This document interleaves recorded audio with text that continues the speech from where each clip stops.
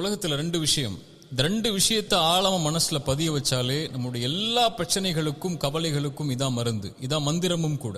முதல் மந்திரம், நம்முடைய வாழ்வாதாரம் இந்த உலகத்தில் முடிவு செய்யப்பட்டது. நம்முடைய கடைசி சொட்டு தண்ணீரை அருந்தாத வரைக்கும் மரணம் நம்மை வந்தடையாது. நம்முடைய வாழ்வாதாரத்திலிருந்து ஒரு ரூபாய் யாரும் எடுத்துடவும் முடியாது, ஒரு ரூபாய் யாரும் கொடுத்துடவும் முடியாது. நம்முடைய தாயுடைய கருவறையில் நாம் உதயமாவதற்கு முன்னதாகவே இந்த வாழ்வாதாரம் முடிவு செய்யப்பட்டது. முடிஞ்ச வரைக்கும் முயற்சி செய்யணும், அல்லாஹ் கொடுக்கறது கொண்டு திருப்தி ஆயிரணும். ரெண்டாவது மந்திரம், இந்த உலகத்தில் எந்த ஒரு தீமையும் சோதனையும் பிரச்சனையும் கவலையும் நம்மை வந்தடையாது இறைவன் நாடாத வரைக்கும். வருவது நலவு. குர்ஆனுடைய இந்த வசனத்தை கேளுங்க. குல்லை யுஸீபனா இல்லா மா கதபல்லாஹு லனா ஹுவ மௌலானா வ அலல்லாஹி ஃபல்யதவக்கலில் முஃமினூன்.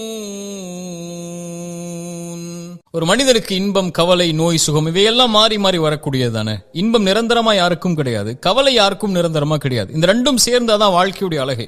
ஒருவேளை இறை நம்பிக்கை கொண்டவனுக்கு வாழ்க்கை முழுவதும் கவலை ஆனாலும் இந்த மூன்று விஷயங்களை அவன் ஆசுவாசப்படுத்தும். முதல் விஷயம், வலல் ஆஹிரத்து கைருல் லக மினல் ஊலா, இந்த உலக வாழ்வை விட மறு உலக வாழ்வு மேலானது. இறைத்தூதருடைய கவலையை போக்குவதற்கு இறைவன் இறக்கிய வசனம். இரண்டாவது, உமர் அவர்கள் இறைத்தூதருடைய ஏழ்மையை பார்த்து அழும்போது உமரை பார்த்து இறைத்தூதர் சொன்னார்கள், உமரே நீ பொருந்திக் கொள்ளவில்லையா, அவர்களுக்காக இந்த உலகம், நமக்காக மறுமை இருப்பதை. மூன்றாவது, இறை நம்பிக்கை கொண்டுடைய வாழ்வுடைய கவலையின் முடிவு மரணம். ஏன் தெரியுமா? மஹ்மது இடத்தில் கேட்கப்பட்டது, இறை நம்பிக்கை கொண்டவனுடைய நிம்மதி எப்போது என்று. மஹ்மது சொன்னார்கள், சொர்க்கத்தில் அவனுடைய பாதத்தை முதலாவதாக வைக்கும் போதுதான் என்று.